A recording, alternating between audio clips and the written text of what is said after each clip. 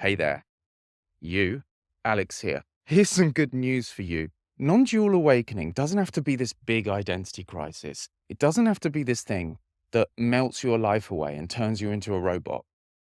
Often when I make these videos, I get really internally still and I ask what wants to come through.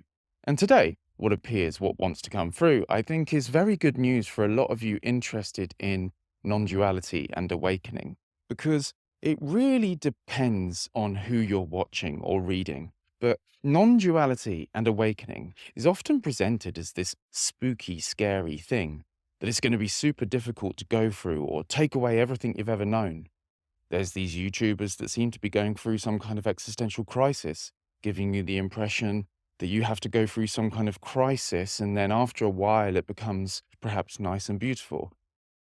And a lot of people come to me saying they're scared of awakening, scared they might go too deep and lose their identity, and what will that do for my life? There's these notions in the non-duality scene that it's going to be really violent and turn your whole life upside down in a really disorientating way.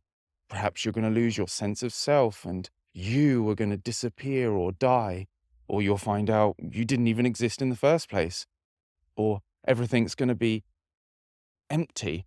It's going to be the shattering of reality.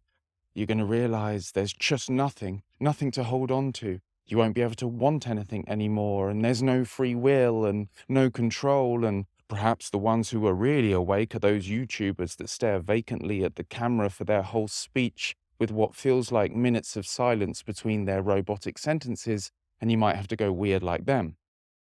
Now, I'm not denying that a crisis or a difficult time can happen. It's different for everybody. And I'm not saying there's no truth or relevance to any of these things, but they're not the truth, are they? They're pointers. And when there's too much of this type of message, it creates two things. One, unnecessary fear around awakening. And two, the expectation of something immediately earth-shattering when your experience may be different. Remember, the most relevant thing is not other people's experience, it's yours. It's all you. It's all you pushed out. This is a first-person message. So, considering I am you, I just wanted to tell you that this has not been the experience over here. I guess at the moment of revelation, I, or the Alex, didn't have much of an identity I was really that dependent on or attached to anyway. Even as a kid, I never really liked football teams or the tribalism of competitive sports. I thought it was weird that everyone would rally around these labels and beat each other up over them. I always thought, can't we all just get along and have fun? It's a fucking game, for Christ's sake. Of course, I wanted a degree of approval from others, like we all do, but I never had this sense that I needed to achieve something to be proud of. And God bless my parents, because for all their goodness and all their faults, they never pressured me to try and be anyone. I'll always say this is the best thing they ever did for me. And I know so many other people struggle with this. People go into their adult lives and towards their deathbed, subconsciously trying to make mum and dad proud. And, I've never been interested in accolades to add on to my sense of self or build myself up. And so I can understand for those who do have a lot of this, for those who have a lot invested in a heavy sense of self, it might feel confusing or like a great loss for a time. But maybe I never cared that much about that stuff anyway. I always wanted to be creative and flow. I liked skating and drawing, all for the hell of it. I always wanted to be free and to flow with spontaneity. And I feel I'm still learning to fully embody that now on the level of the human person in this beautiful unfolding of everything that we're not falling away. At a certain moment of revelation, I was going through an intensely painful breakup from a decade-long relationship anyway. I had terrible stories of what was and what will be whirling through my mind, and if anything, the Alex wanted to escape from that. He wanted a refuge from that. So, zooming out from the identity and the story, And revealing the silent, open spaciousness of this was a great relief. If anything, it was exciting, and it's continued to be ever since. What was something extremely challenging and difficult was the feeling and releasing of all the suppressed emotions. Sometimes that was. So many of us have these deep pains locked inside us, and sometimes it was very painful. Awakening can come with the bubbling up of so many strong emotions that were originally suppressed. But you know what would have been harder? Continuing to stay in the illusion and keep suppressing all of them. They wouldn't have just gone away. They would have always been there, making me feel anxious, fueling anger outbursts, and I'd still be totally confused about everything that I feel today. Or I would have maybe had to reincarnate again or something to process that karma. I think it's better to get it over and done with in short, sharp bursts. It's better to be up and over the humps quicker whilst experiencing yourself as beyond them. You see, the self doesn't just disappear, really. That's a myth, so don't be afraid. It's just that you see it for what it is. Because when you see something that's an illusion, it doesn't just disappear. It's just that now you know it's not what you thought it was.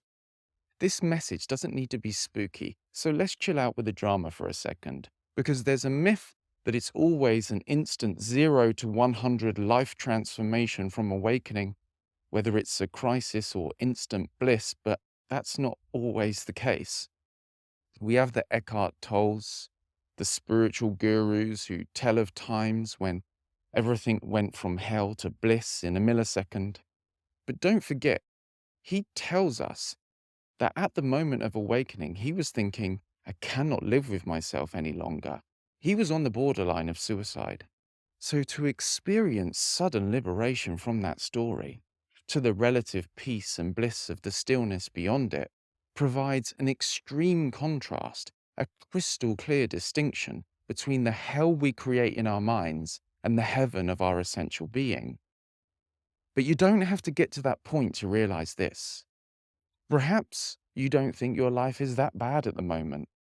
You just need to rest in this revelation for a bit longer to realize its fruits. Awakening isn't always mind-blowing to the mind instantly. It may be, but often the mind is looking for something seemingly more interesting than this stillness of being that's beyond all words. It wants something to grab hold of. But have you ever rested in the unknown for long enough to feel the liberation from needing to know? Have you ever let go of your conceptual ideas about this for long enough to experience the bliss of simply being and flowing? The peace that passeth all understanding is instant and immediate.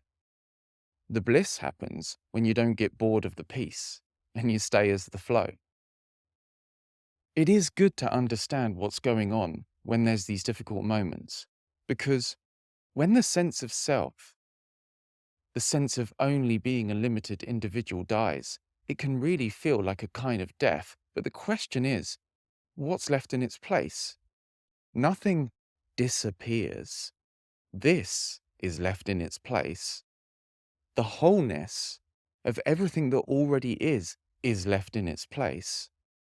And it's left shining even more brilliantly because the fantasy mind story about who you are isn't covering it up anymore. You see, non-duality doesn't have to be this scary story. What is non-duality really? What does it mean to us really? Why the hell did we get into this in the first place?